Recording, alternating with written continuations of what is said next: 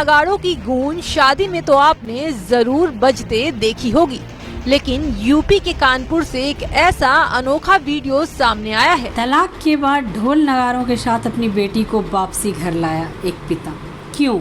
क्योंकि वो पिता कभी नहीं चाहते कि उनकी बेटी को कोई नीचा दिखाए या टॉर्चर करे, क्योंकि वो चाहते हैं मेरी बेटी शान से सर ऊंचा कर अपनी ज़िंदगी को जिए।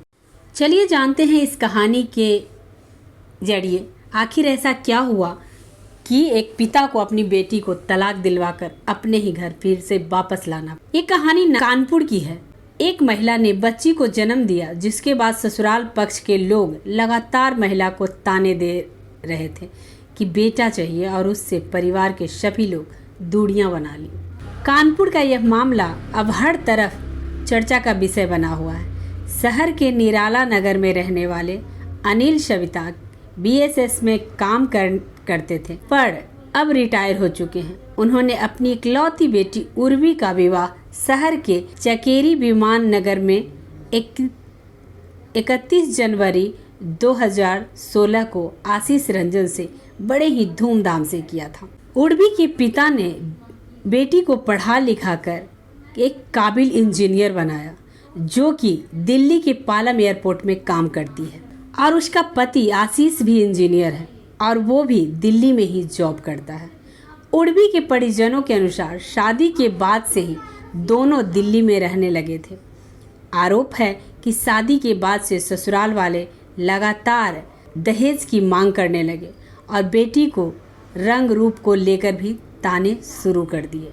ये वही दहेज लोभी हैं जिन्हें पहले लड़की देखते हैं, पसंद करते हैं, और जब लड़की आ जाती है तब दहेज के कारण लड़की में इन्हें हजारों अवगुण दिखाई देते हैं। उसमें कुछ भी ऐसा नहीं दिखता जिसमें वो खुश हो सके। उसके काम में गलतियां ढूंढते हैं, उसके रहन सहन में गलतियां ढूंढते हैं, उसके चेहरे में गलतियां ढूंढते हैं, बस सिर्फ और सिर्फ लोभ और दहेज के कारण। बेटी को वापस लाने के बाद जब लोगों ने उनसे पूछा कि आपने ऐसा क्यों किया, तब वो अपनी व्यथा लोगों के सामने रखी। अनिल कुमार के मुताबिक उन्होंने बेटी के भविष्य को देखते हुए दिल्ली में एक फ्लैट खरीद कर दे दिया, जिसे दामाद अपने नाम कराना चाहता था। साल 2019 में उर्वी ने एक बेटी को जन्म दिया। बेटी का जन्म होने के बाद से उसको ताने मिलने लगे। बेटी को जन्म क्यों दिया गया, बेटा क्यों नहीं हुआ। धीरे धीरे ससुराल वाले और आशीष ने बच्ची और उर्वी से दूरी बना ली और दोनों पति पत्नी अलग रहने लगे। दूरियां बढ़ने पर कोर्ट में तलाक के लिए केस फाइल कर दिया। कहीं भी आप चर्चा अगर करेंगे कि स्त्री प्रताड़ना के बारे में, तो लोग कहते हैं नहीं, अब ऐसा नहीं है, पहले का माहौल ऐसा था, अब तो बहुत अच्छा है, लोग अपनी बेटियों को बहुत प्यार करते हैं। अरे वो मुट्ठी भर लोग हैं जिन्हें बेटियां बोझ नहीं लगती, जिन्हें बेटियां भार नहीं उपहार लगती है। इसीलिए बहुत कम लोग हैं जिनको बेटी और बेटा में कोई फ़र्क नहीं लगता।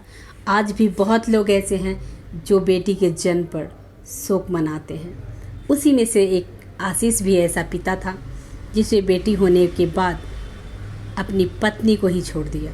28 फरवरी को दोनों का तलाक हो गया, जिसके बाद रविवार को उर्वी के परिवार के सभी लोग जमा होकर उसकी ससुराल पहुंचे और परिवार के लोग ढोल नगाड़े के साथ उर्वी की ससुराल से विदाई कराई। जहां ढोल नगाड़ों के साथ उर्वी को विदा कराकर घर वापस मायके लेकर आए, आंखों में आंसू लेकर उर्वी ने अपनी शादी के समय की सारी बीती यादें उस घर में छोड़कर अपने घर फिर से वापस आ गई। आज भी लोगों की सोच औरतों के लिए क्यों नहीं बदली? आज भी बेटी बोझ क्यों है? आज भी बेटी के जन्म पर क्यों शोक मनाया जाता है? क्यों हमें बेटी नहीं चाहिए? और बेटा पैदा करने के बाद 20 साल बाद किसी की बेटी की तलाश शुरू हो जाती है। क्यों आज समाज बेटियों को पढ़ाना नहीं चाहता, आगे बढ़ाना नहीं चाहता और बहू पढ़ी लिखी चाहिए? क्यों?